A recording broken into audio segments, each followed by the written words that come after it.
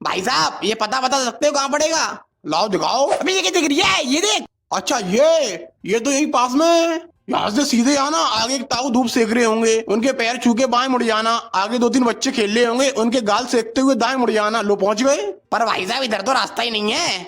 क्या अभी तो रास्ता था? इतनी जल्दी आबादी बस गई? लगता है देश विकास के घोड़े पे सवार है। ऐसा करो आप यहाँ से निकल जाओ, ये सही रास्ता है। पर यहाँ तो तालाब है। तो फिर यहाँ से निकल जाओ।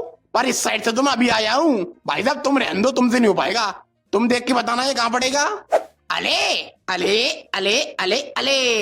क्या ये कौन सी भाषा है? हिंदी में बात कर, हिंदी में। अले अले अले अले। क्या कह रही है ये? हमसे अपने घर का राशन मंगा रहे हैं? अबे सुन बे, हम अच्छे घर के लड़के हैं, भीख मांग के गुजारा कर लेंगे, पर ऐसे किसी के लिए काम नहीं करेंगे। हमारी भी सेल्फ रिस्पेक्ट है। अबे किस नस्ल के बेवकूफ हो तुम? क्या कह रहा है? जो पैसे बचे वो हम रख ले। अबे मैं पहले ही बोल चुका हूँ, हराम का खाते हैं हम, ईमानदारी का हमें हजम नहीं होता। अबे यार साला दिमाग का दही कर दिया। अरे यार और कोई नहीं है काम करने के लिए? अरे मोटा भाई तू मोटा, तेरा पूरा खानदान मोटा। अरे मोटा भाई का मतलब बड़े भैया। अच्छा ऐसा बोलना। हाँ तो मोटा भाई वही बंदे हैं जो हमारा काम कर सकते हैं, पर वो लोग तो निहायती बेवकूफ हैं। हाँ तो हमें ऐसे लोग ही तो चाहिए जो हमसे कोई सवाल जवाब ना कर सके। हमें उन्हें बस इलेक्शन में खड़ा करना है, जीत तो हम अपने आप ही जाएंगे। क्योंकि मोटा भाई अभी तुम्हारी लहर चल रही है, और एक बार वो जीत गए तो सारी पावर और पैसा हमारे पास रहेगा। क्योंकि उन बेवकूफों को राजनीति के बारे में कुछ नहीं पता। चलो ठीक है उन्हें ले आओ। ठीक है मैं भी लेके आता हूँ उन्हें। अले अले अले अले। क्या मुंह में खाना लेगा? भूख लगी है? वो तो मेरे को भी लगी है। अभी रुक कुछ लेके आता हूँ। हेलो बहन जी 200 रुपए देना। 200? पर क्यों? क्या 500 दोगी? नहीं बहन जी 200 से ज्यादा नहीं लूंगा।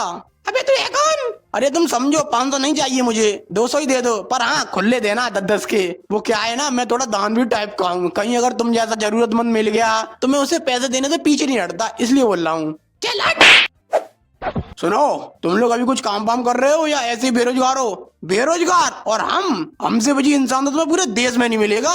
हम तो इतने बिजी हैं कि हमारे पास सांस लेने के लिए नाक तक नहीं है, वो भी हमने किसी और को दे रखी है, वो हमारे बदले सांस लेता है। अच्छा तो चलो कोई बात नहीं, वैसे मेरे पास तुम्हारे लिए काम था, अच्छा खासा पैसा भी देता, पर तुम तो बिजी हो। अरे कौन बोला कि हम बिजी हैं? हम तो खानदानी बेरोजगार हैं। खानदानी बेरोजगार ये क्या होता है?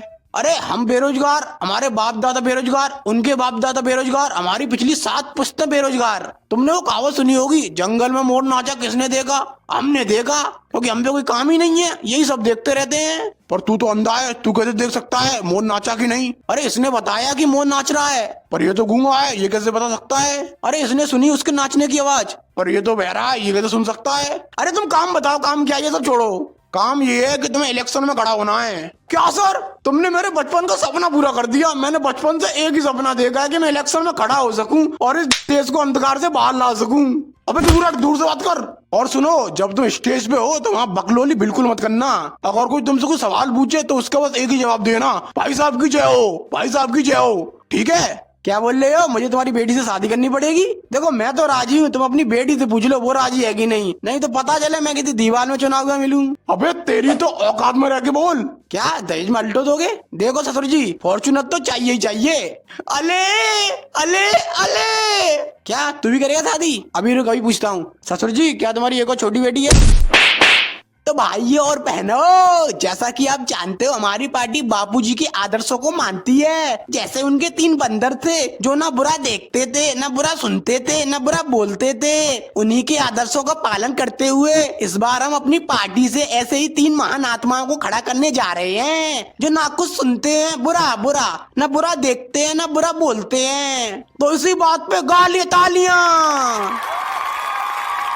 हाँ तो आप इलेक्शन में खड़े हुए, आप इलेक्शन जीतने के बाद क्या करोगे? देखो इलेक्शन जीतने के बाद सबसे पहले मैं लाइट लगवाऊंगा। जब से मैं पैदा हुआ हूँ तब से इस देश में अंधेरा हो रखा है। अभी देख लो तुम कितना अंधेरा हो रहा है। मुझे ये भी नहीं दिख रहा कि तुम मेकअप करके आई हो या ऐसे ही मुंह उठा के चली आई हो।